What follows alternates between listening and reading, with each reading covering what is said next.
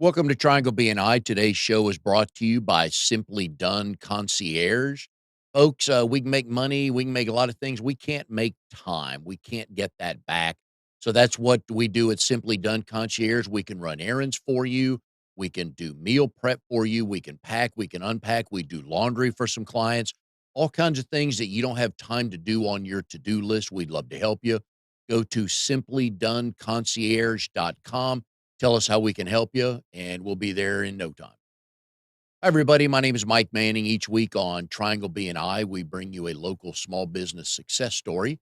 If you are not familiar with Triangle with BNI, it is Business Networking International, the world's largest networking organization. Our little slice of heaven here in the Triangle, Raleigh, Durham, Chapel Hill, and the surrounding towns. About each week, what is it now? 32 chapters get together, about 550 members. Our goal is to help each other grow our business. And our local small business success story this week is Michael Franks with Franks Financial and Insurance Planning. Michael is a member of Triangle North Core Group, which means they're trying to become a full-fledged BNI chapter. They are in the Franklinton, Youngsville, Lewisburg area. And Michael holds the financial seat in that chapter. Michael, good morning. How are you? Hey, good morning. I'm well, thank you. Glad to have you here. A number of things to talk about. Michael, I believe, is our first beer I don't want to call you beer producer because I don't want to get you into trouble. But Alcoholic's probably inappropriate yeah, too. he brews his own beer, so we'll talk about that. All kinds of hobbies. But Michael is in a core group. We're up to 9 folks now, right, in the group. Yes. All right. They meet every Wednesday at 11:30 a.m. at the Slammer in Franklinton. And if you've never been there, it's a cool place. I believe it was the old jail, correct? Yes. And they have signs and things in each room about what it was. It's a cool place. My first time there was last Wednesday. I thought it was a pretty cool place. Yeah. Pretty neat. And it is downtown Franklinton, easy to find.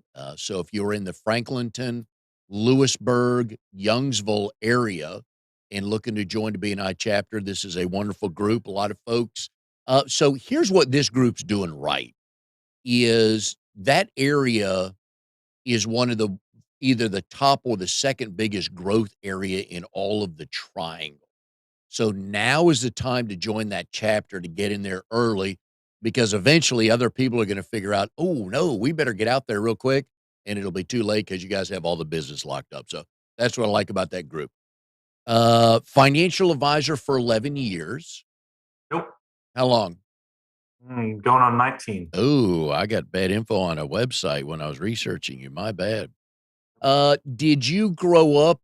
Did somebody do that in your a mom, a dad, aunt, uncle, grandfather, grandmother, something like that? Is that how you got interested in numbers at all? No. I've actually always been kind of a science-minded guy, um, and sort of lends to the brewing piece of my life. But numbers always just make sense. So there was no one in my family that did it. My father was actually a plastic surgeon.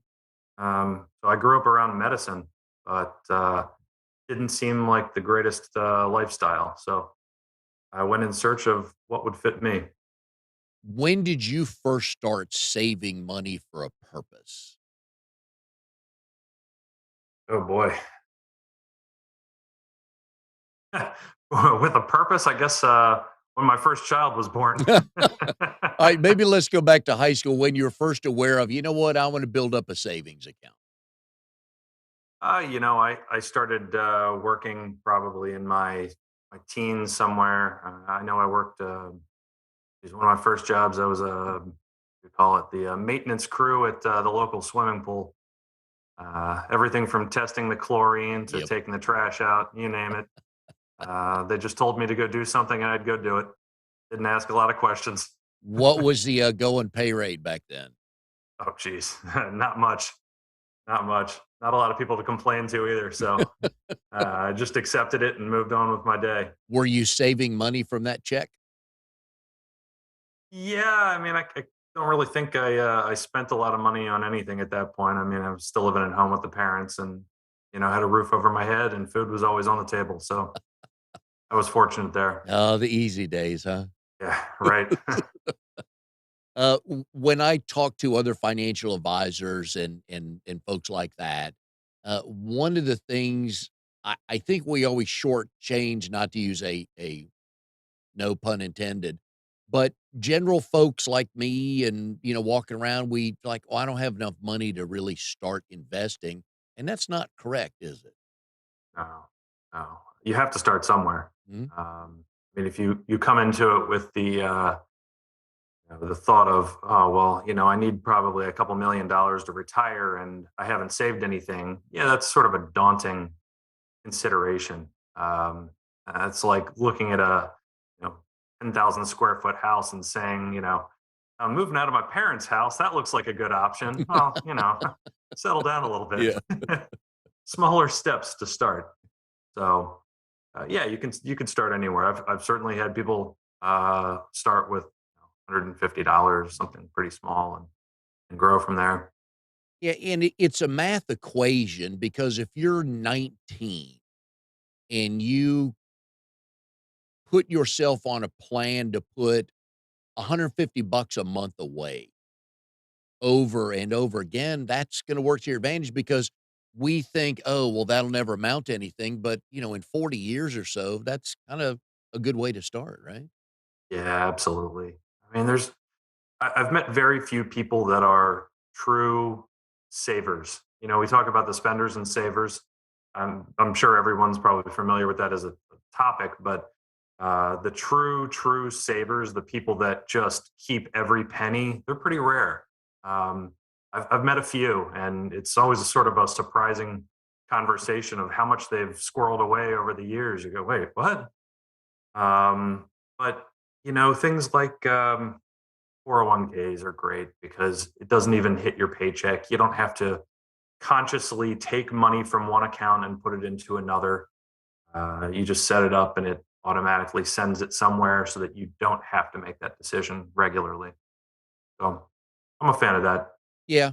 And just in our normal cycle of paying bills each month, should that investment plan, whether it's 150 bucks or 1,500 bucks a month, be, do we pay ourselves first? Do we take care of the house and the car and all that stuff, and then whatever's left over, we do that? Or what's kind of a good thought process? It's sort of tough to give blanket advice. I mean, everyone Mm, has a different situation. There's different, there's certainly folks that have kids when they're teens, and it's everything they can do to just put food on the table and diapers on their baby.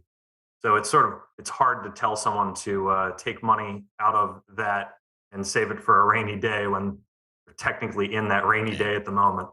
But assuming that you're making ends meet and you're not paying 20 some percent on a credit card, probably a good idea to just bite the bullet. I mean, there's going to be a time when you probably cannot work.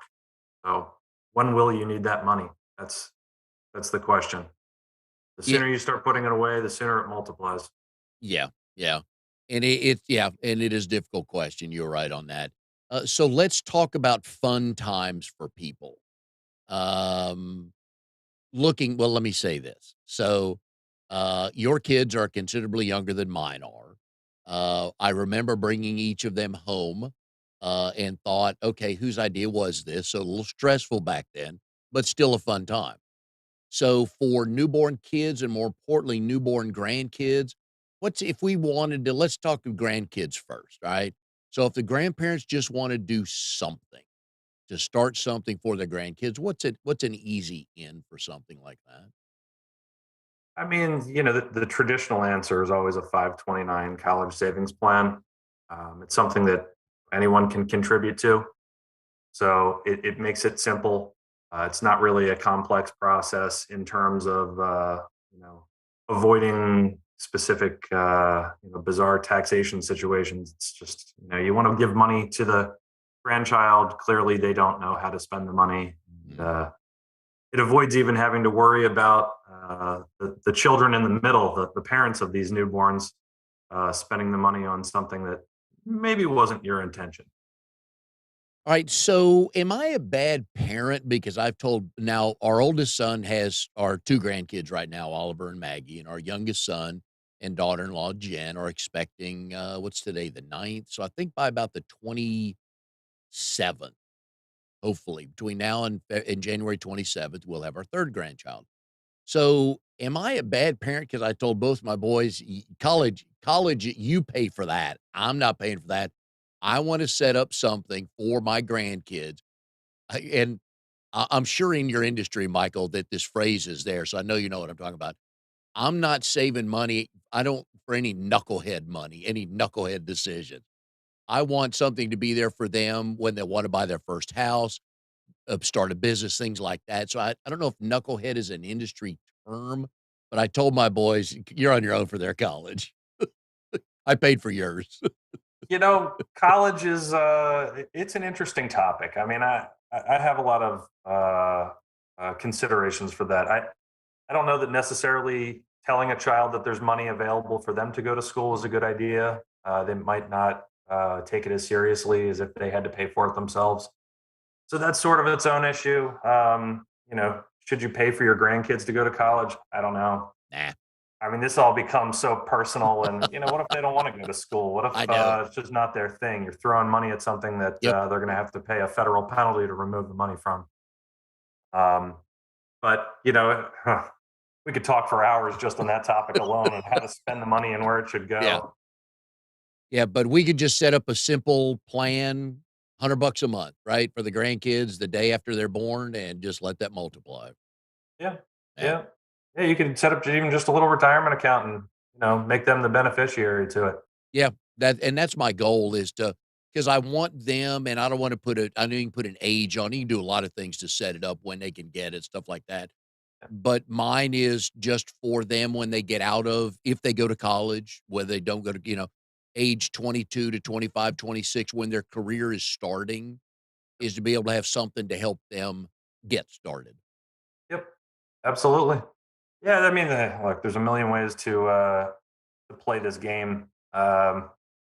It's all about creativity and finding what's most important to the person I'm working with.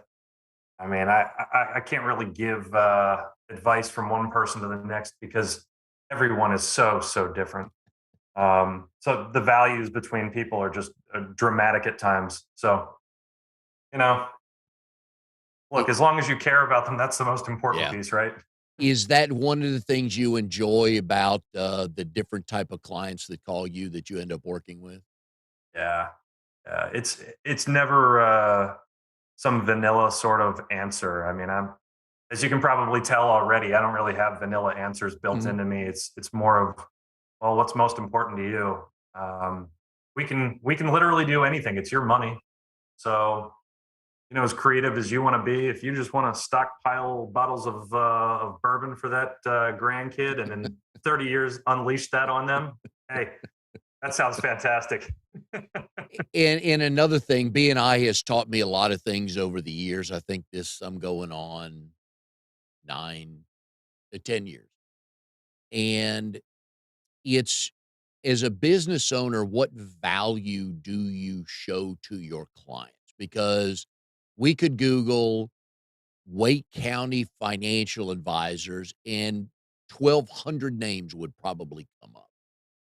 And one of the things I enjoy when you talk about what you do and other successful financial advisors, and I say successful in that they take care of their clients, is like you said earlier, first question, what do you want to do?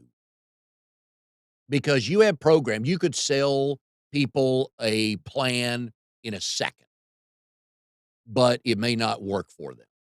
Yeah, sure. I mean, you could always sell something to anyone, whatever pays me the most in commissions or profits. But it's not really going to keep me in business for very long. People catch on after a while, and with the advent of the internet, uh, people find out you're not so good. One of the things for folks not familiar with BNI, each week at a meeting, we go around the room and we do what we call elevator pitches. Stand up, hey, I'm Mike. I do this. Here's how I help. Let me tell you a story, things like that. And I just still chuckle that your ideal client are moms and Moms, ladies. And the group has fun with that. But That seems to work for you, doesn't it?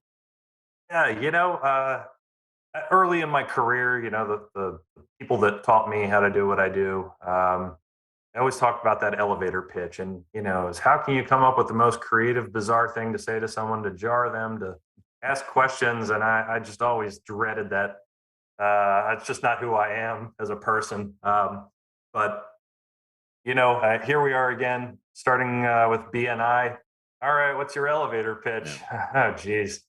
Let me think of who I like to work with. And out of all of my clients, my top couple are all moms. That's what they have in common. And Well I'm sure it sounds funny as can be when I tell everybody I just like to work with moms. well, and we do joke with it, but you do something a lot of members don't do because a lot of people in certain industries are like, "Hey, I can help anybody." And in your world, technically, that's kinda correct, but Yeah, nowhere near helping the others. So when you say moms, okay, you've kind of we again, it's funny to hear sometimes coming out of somebody's mouth, but it paints a really good picture for us to start looking around like, I know 5 of those. yeah, Let me reach out to a couple of them. So, I give you credit for it. As much fun we have with it, I give you credit for saying that. So, that's good stuff. Speaking of so I'm assuming you're good with moms, right? yeah. I try to Uh, be. well, that's the word on the street, yeah. So the first time you met your mother-in-law, did that go over well? It did. It did. She's a fantastic lady. Um, yeah, fortunately, she liked me. So, Okay. And that's what led you to think, "Huh, okay, yep, I could do that." yeah. Alright, so always like to talk, couple things with folks. You have a, economics degree from Towson University. Yes, sir. You are from Maryland. Where would you have gone if you didn't go to Towson? Ooh. Um, that's a tough one to answer. It took me a while to figure out what it was I really wanted to do with my life. Surrounded by medicine, I probably would have enjoyed being a surgeon. Um, I don't know. I mean, hindsight's always 2020. Now at age of 45, what would my life have been like otherwise? I do like working with my hands. I do like doing complicated things. I think in a science manner. But here I am. I always liked money. I think people kind of like money to a certain extent. Um, but I ended up doing an internship. I had to do something to fulfill the credit, and uh, dumb luck. I had asked a financial advisor if I could tag along, and I swear to you, it was day one. I fell in love with it. Just I don't know, it was a kind of a perfect fit. You get to sit and talk to people and have a very personal conversation and solve problems. It But yeah. that doesn't really answer what college. But I actually was between economics and mechanical engineering. Wow. I had I had an open door to go to University of Maryland and start there in the that department, but uh, I don't know. It was like three classes less to do the economics degree, so I went that way. Again, You another know, math problem, right? 3 less. Okay, I yeah. could do it. 12 years later, I was still in college working on a master's, and you know, hindsight. Uh so I always like to do a little research on the universities my guests went to. So Towson University, Google that real quick for distinguished alums. So I'm hoping this show in some small way will put you on that list. You're not there yet, but they only did the top 81. So I'm thinking you're close, but not quite. So to get you into the top 81, you would be in a group with the comedian Amy Schumer. Huh, She's a grad. Mike Rowe, who my wife really likes him. huge fan. Yeah, He's such a fantastic person. he does that show for like the dirtiest jobs in the world, right? It's an excellent show. And I found out my favorite alum, other than you at Towson University, is the athletic director at the University of Tennessee, Danny White, is a Towson grad. So I know they only let the smart people in there because he's very smart. We like him a lot. So hopefully this will move you up there a little bit. Yeah, Yeah. yeah. So we're open on that. You went to It should Saint help. I married a Towson alum too, so Alright. So, anything you can do to get to the top of the list, right? there you go, there you go. Alright, so while we're here, I'm a couple minutes early on when I like to ask this question, but we're here, so we'll do that. Always like to ask the folks on the show, your wife's name is Stephanie. Yep. So how did you 2 meet, and do you both tell the story the same way? Ah, so we met mutually saving a dog that was crossing the street. It almost got hit by a car. It was a pretty amazing moment.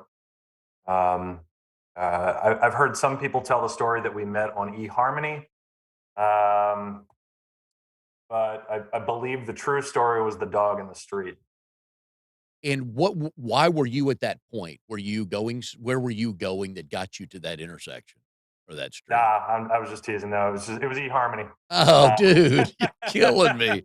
You know yeah, what? We're done. Amnon, sign yeah. us off. We're done.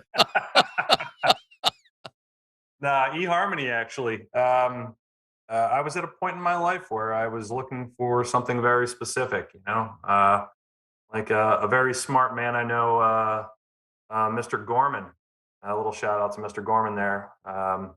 Specific is terrific, and I was on a very specific search, looking for a very specific personality, and eHarmony came through. Surprising. I'm sure everybody thought Bumble and Tinder Mm. would be the way, but You'd be um, surprised how many people, have met online and got married. So, alright, so a couple questions on that. First of all, did the picture you posted on eHarmony have hair? I that's an interesting question. I've never been shy of presenting myself in every facet, so there may have been a photo of me with hair on there. And Uh, how long did you well, first of all, what was it about her profile that made you think, "Alright, we need to chat for a minute?" um, it's been a while, so I'd struggle to answer that honestly. I do remember the photos were cute, and I went, "Wow, I'll take a swing for the fences here." Um, and sure enough, she responded. So, but I knew by our second date that I was going to marry her. So, Alright, so let me back up before we get to that. So how long did you guys talk before you actually met in person? ooh, probably a week or two. Okay. Alright, and you're both in the same town? Yeah, pretty close. Probably about we live maybe 15 minutes apart. Okay, and where was the first date? It was a little pizza place um, that unfortunately no longer exists. It was a just a small pizza shop, and the chef there was fantastic. But yeah, just had a quick bite after work and continued the conversations after that. And how soon was the second date? I want to say within the next week or two. Nice, alright. It got a little bit tricky. I didn't know her birthday was about the same time, so she kind of pushed it off a few days. I couldn't figure out what was going on, and then it's like, oh, yeah, it's kind of a strange. Yeah, I don't know. Just meet somebody yeah. dating, and the birthday thing. Yeah, And she had a party that you weren't quite invited to yet, right? yeah, Yeah, yeah. okay. That's a little bit strange to bring the guy you just met online Yeah, to yeah. the party with all of your friends and There you family. go. Yep. Yeah, because women have to be careful when they introduce a guy to their friends because, I think it's a tougher approval process for the guy because when we introduce a lady we're dating to our guys, it's either thumbs up, thumbs down, basically on, Yeah, very different grading scale. yeah. So, who did you first tell you were gonna marry her after the second date? Ooh. You go home one day, Um, tell mom and dad? no, I never really talked about that stuff with them. Want to say it was probably my college roommate Brian, Alright. who coincidentally was our married us. Oh, good. Okay. Yeah. Right. And you 2 have 2 daughters. Having raised 2 boys myself, what's it like being a girl dad? Oh my god, I love it. It's fantastic. I mean, I've never raised two boys, so I don't I can't really compare it, but it's 100% fun.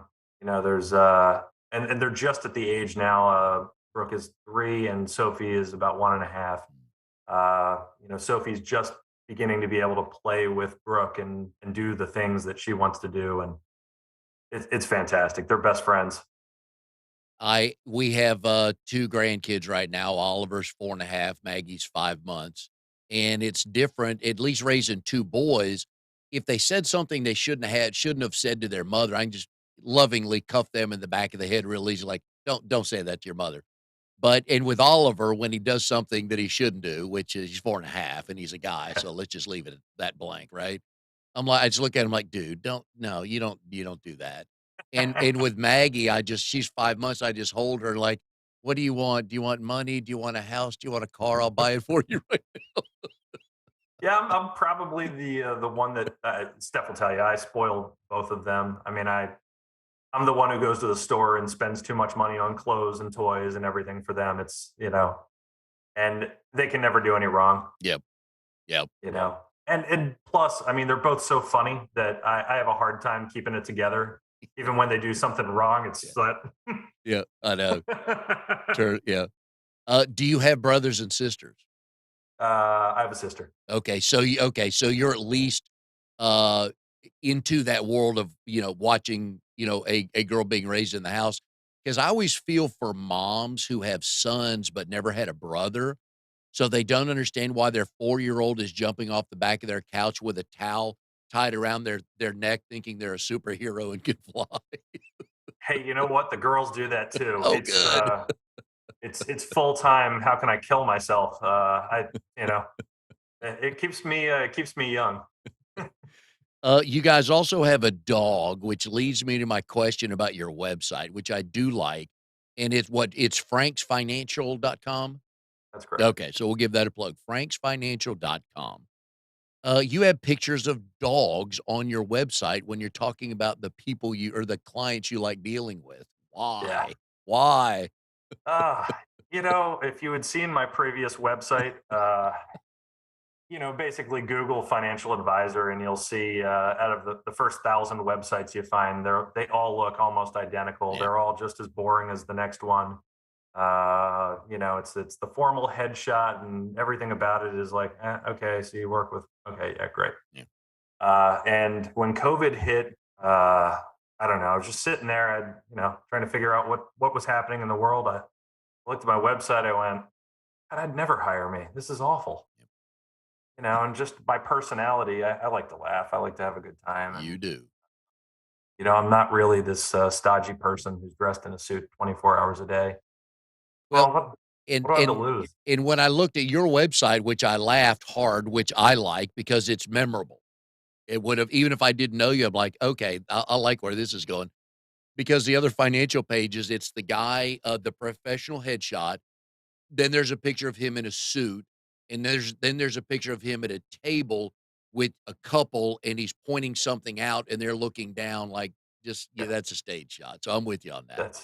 I mean, that's just not even what I do for a living. So Yeah, I can't.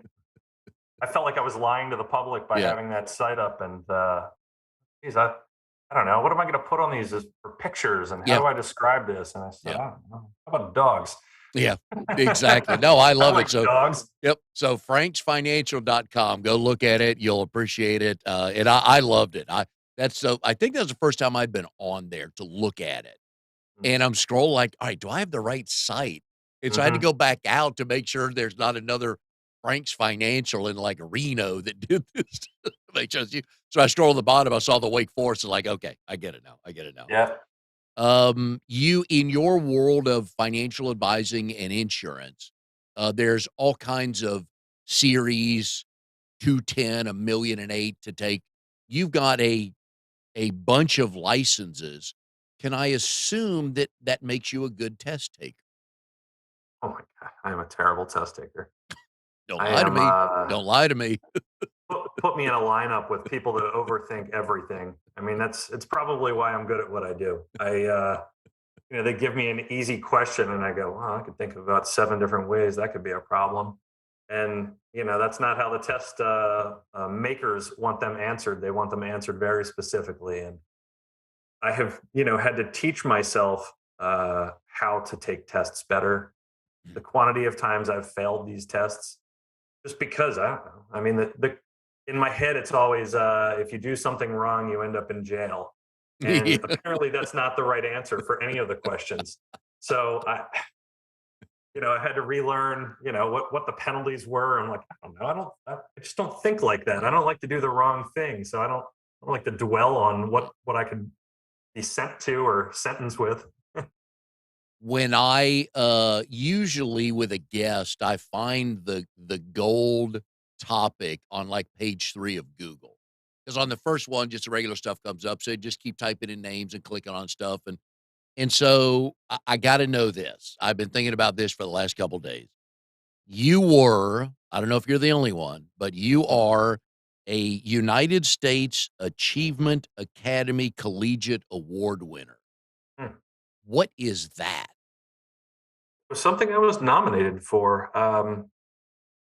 In my pursuit of what I was doing with my life, I started at a school in New Hampshire called New England College. Oh, Tiny, tiny little school, but wonderful little school. Probably a 6 or 8 to 1 student teacher ratio. The kind of place where these are the conversations you have with your teacher. It's not really a lecture hall with hundreds of people. Um, and I was, just as ADHD back then and involved in too many things with too many hobbies. I mean, from student senate to everything. I was involved in all of it. And one of my professors got such a kick out of my daily antics, my pursuit of trying to do more and more and more. One of the things I was trying to accomplish was getting change machines near the washers and dryers in the dorms. yep. Like, who carries this kind of change around? Why don't we just get some change machines? And I just relentless pursuit of trying to get this in my comedic ways. And you know, this guy just took a liking to me and nominated me. It was great. Well, and that's actually a very good example of nobody knows your business like your clients do. Because we sit up there and we plan all this stuff. We think, oh, yeah, that'll be awesome. That'll work. And we get a client, they're like, yeah, that doesn't work for us. Yep. Yep. I I thinking back to the days I did laundry in college, I guess I just assumed, yeah, there was a change machine there. I don't know why there wouldn't be. So good call on your part. One of those things, How I'm long did it relentless. how long did it take you to get the, change machine there? About a month and a half. There you go. I just didn't quit though. Every conversation became about the change machine. Yep. Did they Oh. did they put your name on that machine? I don't think they did. So another thing I like to ask people about, I always like, to hear, the origination of the business. Is it hard for a financial advisor to go out on their own? it's so hmm, it's complicated. You can either work for a bank or you can work for an insurance company. I'm with an independent broker dealer and run my own shop. But starting out, just like anything, who's your client? Who's paying you to do any work? What are you going to do? So um, it is challenging. I mean, the best advice I can give anyone is find an established advisor and see if they're looking for someone to help them. Yeah. And it's I can't imagine someone just walking off the street, taking a whole bunch of tests, and spending thousands and thousands of dollars to open a shop without a single client. Yep. This goes back to the internship you were talking about earlier. Yeah. That stuff matters when somebody can, because there's usually someone where we wanna be. So they've gone through all the, "Hey, let me give you the 3 things not to do," right? So, Yeah. uh, Yeah. I and mean, I started in the insurance world. I was at MetLife when I started, and it was the classic. You had to buy the leads, and yeah. the leads they give you were just oof. You know, showing up to somebody's house, you're just hoping they're wearing clothes when they open the door. You know, true story. Yeah, no, I'm with you on that. I was at the Cary Connections BNI meeting this morning, and Chase Redden with South Mountain Title Company was saying he drove to a house a couple months ago, and at the foot of the driveway is a rural area. There's a sign that says trespassers will be shot.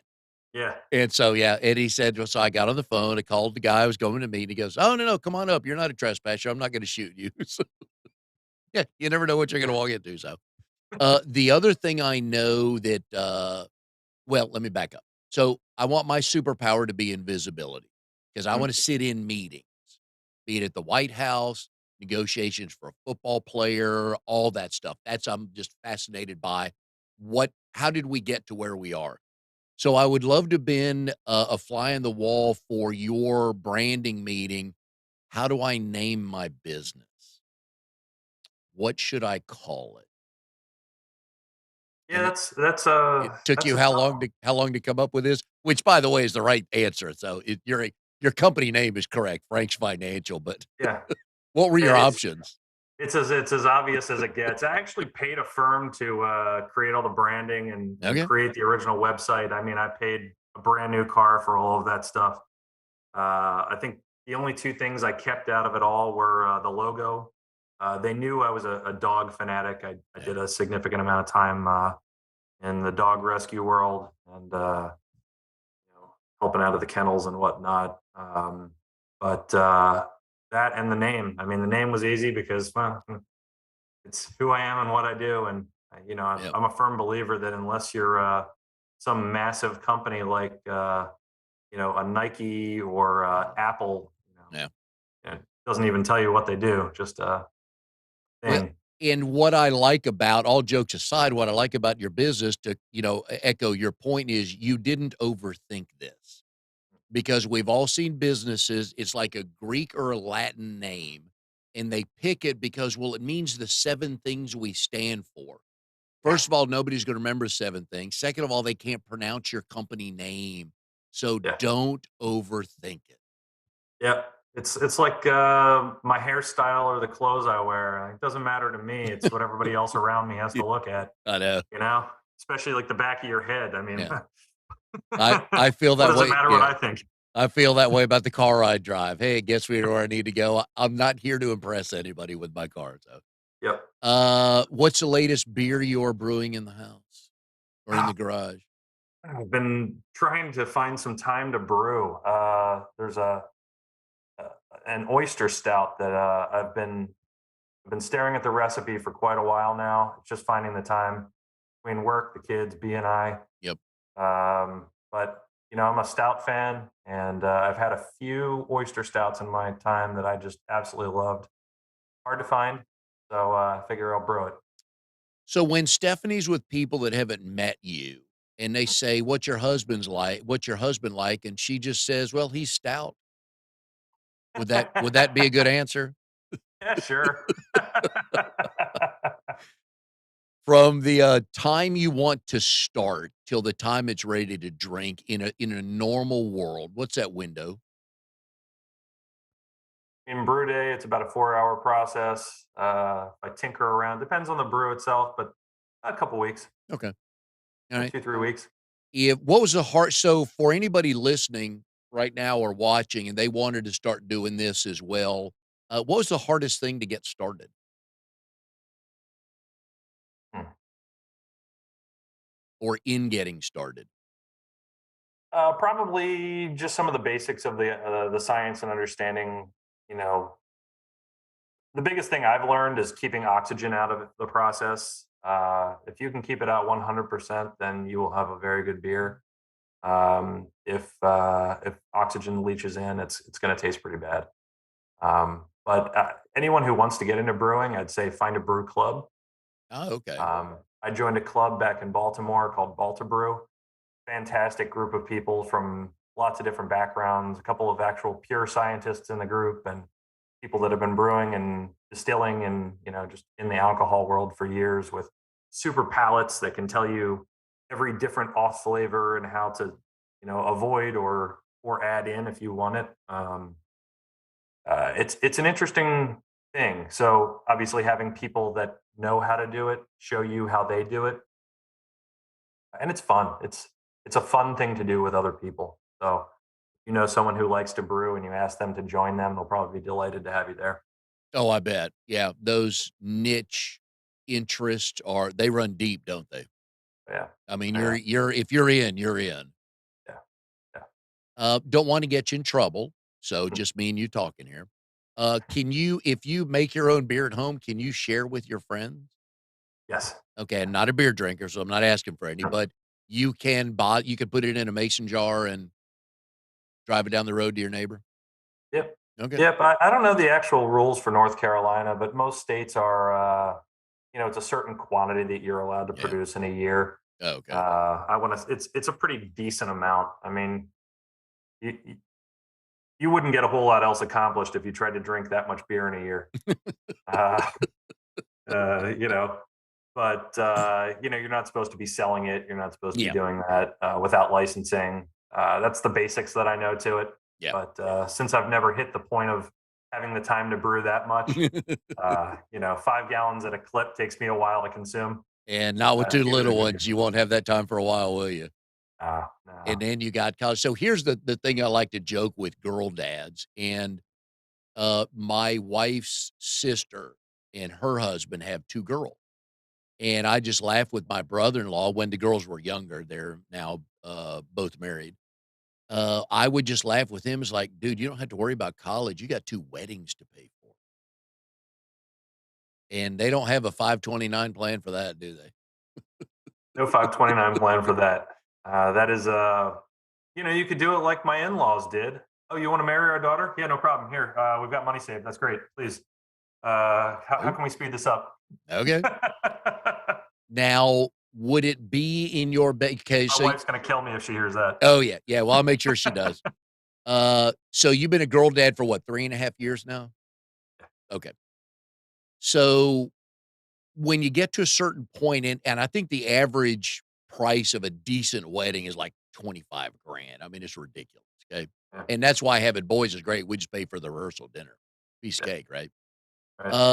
I'm wondering how many dads and or moms got to the point and told their daughter, "Here's 18 grand cash. Elope and then have a party when you come back and put this down towards a house."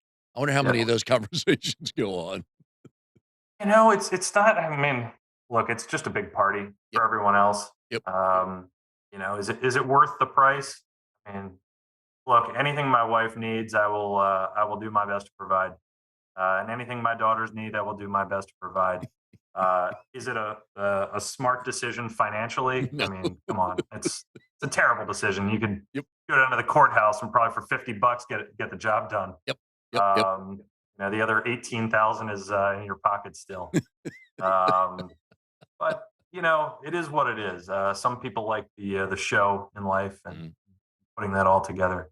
Yeah, and when your daughter says, "Daddy, that's all I want. I want a wedding where I can have, walk down the aisle. I can do this. I mean, how do you say no, right? Yeah, I haven't found a way yet. Oh, they're gonna work you good, aren't they? My girl here's a good example. My girls like snowballs. There's a little Pelican snowball place up here in Wake Yep. Forest. There's in Baltimore. There's a lot of the snowball stands around town. So I ended up just buying a snowball machine for the house, and I've now purchased I don't know how many gallons of the syrup, but my wife thinks I'm semi crazy, but Yeah. the girls love it. Oh, yeah, you're dad of the year, aren't you, when you brought that up? Trying, trying. Now, how many do they get a week? uh, this past week we've had one almost every day. I mean, once you get the stuff, it's pretty cheap. A bag of ice is, I think, $1.50. So that lasts about a week. Oh, no, I'm not Uh, worried about that. I'm just worried yeah, about well, if you do your homework, honey, we'll have a, yeah, snowball tonight, yeah. yeah. Although I did the math in my head, it was a lot cheaper to just buy it rather than keep driving back and forth and the quantity of time that I was wasting. And we could just have it here. But that's the practical guy in me. Well, and when they get older, you can, open your own, and they can work there. That'll be their high school job for them and their friends. They'll really like you there. Honestly, I think snowball stands. That's got to be one of the greatest businesses out there. I mean, look, what kind of knowledge does it take to start the business? I mean, do Ice, you like the taste? yep. I don't know. How do you How do you keep the Mixed in ice a cup of cold? syrup. Yeah. How do you Yeah, keep the ice cold? Goal number 1. yeah, yeah. I could argue that all day that would be a better decision than going into a financial advising job where you have to get all these licenses and Yeah. study and Okay, and I always like sharing money-making tips with my friends and guests, so here's the freebie to you. yep, So you get at the corner and your girls are, let's say they're 10 and 7.5, right? They're about 2.5 years apart, maybe 3. year and a half. Oh, year and a half. Oh, doing Yeah. bad math. Okay. So they're 10 and 8.5. And you help them open their own snowball stand. And maybe 10 paces down the sidewalk is a snowball stand for the parents where you have like pina colada snowballs Mhm. and things like that. So I think you Yep. can probably make or buy that syrup and do your You own. So know, funny you say that. I just, for the first time, saw at the Lowe's grocery store the alcoholic ice cream. I oh, went, "You got to be kidding me! Really? I never thought of that." alcohol. I did you buy any? I didn't buy any. I had one of the girls with me. I felt like that was a bad dad move to be buying booze while holding your baby. True. But Yeah, nobody's ever done that before, right? Yeah, yeah, in the yeah, South, yeah. Uh, I try. what yeah, what kind of flavors? There were four different ones. I want to say it was like there was a bourbon something, and I don't know. They all sounded appealing. It was just Yeah. I got a good chuckle. I was like, oh my god. Yeah. That's what's great about this country, man. If you have an idea at the right time, Yep. it could take off. So Yeah, I'm happy for that guy. I thought it was a great idea. alcohol ice cream. I may have to, and that's at Lowe's. Yeah, they had a little cart near the checkout stuff. Yeah, Huh. May have checked that out. But buy yeah, yourself a little pint and try it out. yeah, but don't forget about that adult snowball of adjacent auxiliary stand. We'll call it that. All right. So, Michael, we've enjoyed having you on the show. Folks, go to franksfinancial.com. Check him out there. We've been putting his phone number up there. Brand new year. We all have wonderful ideas before we forget and or just stop doing our New Year's resolutions. What's something easy we can do to start just saving a buck? What's Jeez. uh, I've heard of change cups. Just pull the change out of your pocket every night.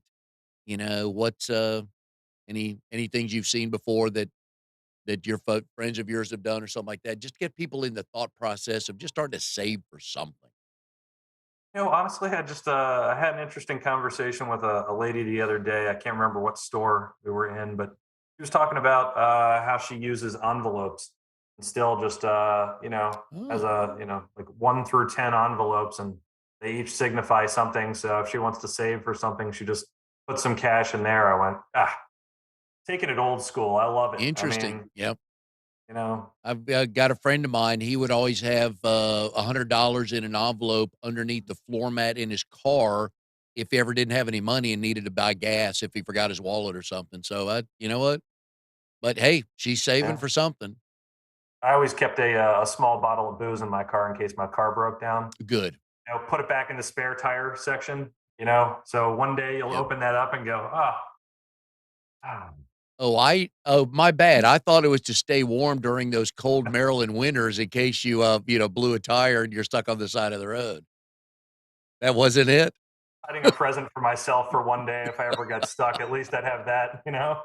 Well, you'll sleep well. You may freeze to death, but you'll sleep well after that bottle. Yeah.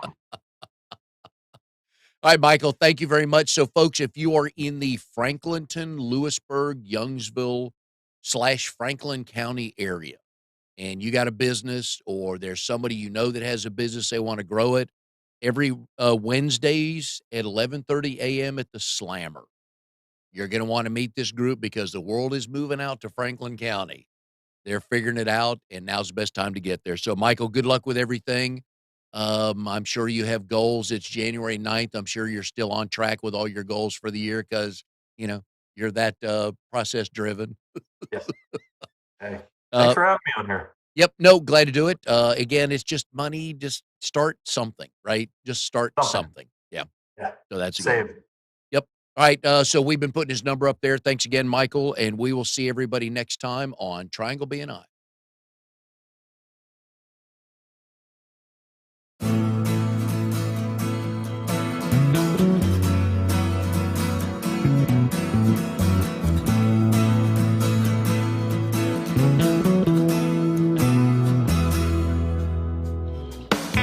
You're tuned to the Nissan Communications Network.